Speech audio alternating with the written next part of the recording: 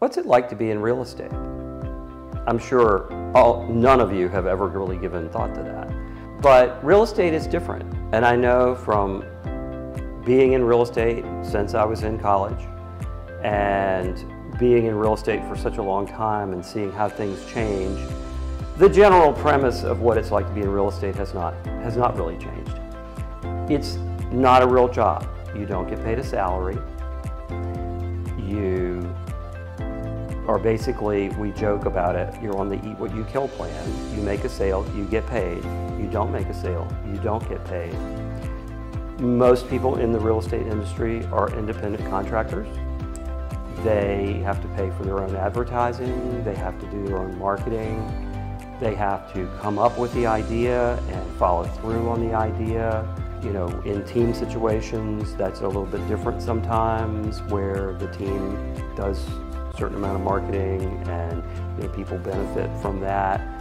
But being in real estate is vastly different from like working in a bank, where you get paid a salary and you know that if you do well, you might get a raise, but you show up, you work your 9 to 5 or whenever you're supposed to work, and you get paid every 2 weeks. Real estate's not like that.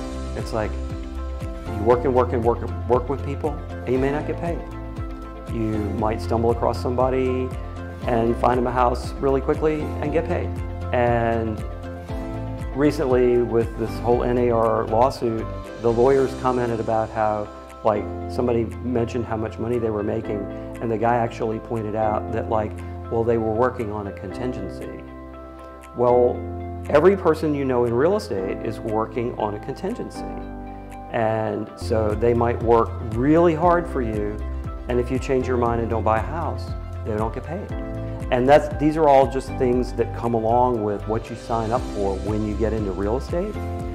But a lot of people don't think about it.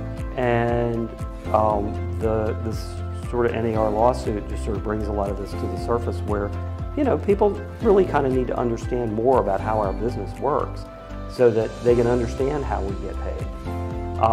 But basically, the real estate industry for the last 100 years has been basically, work on a contingency, and you're on the eat what you kill plan, for lack of a, more mainstream way to say it. So, and it's like when somebody sells their house, same thing. If you overprice the house, or you don't listen when the realtor tells you what to do, or worse yet, the realtor doesn't tell you what to do to get the house ready for sale, they kind of deserve not to get paid for not giving you the right advice. But, they don't get paid until the house sells and closes, because you can sell a house and it can still fall through. But, working on a contingency is what this industry has done forever. They were like the beginning of that whole concept. So think about that sometime when you're thinking about how much somebody's getting paid. It's not quite as simple as it seems. I'm Chris Small, and if you have any questions about how we work, please give us a call.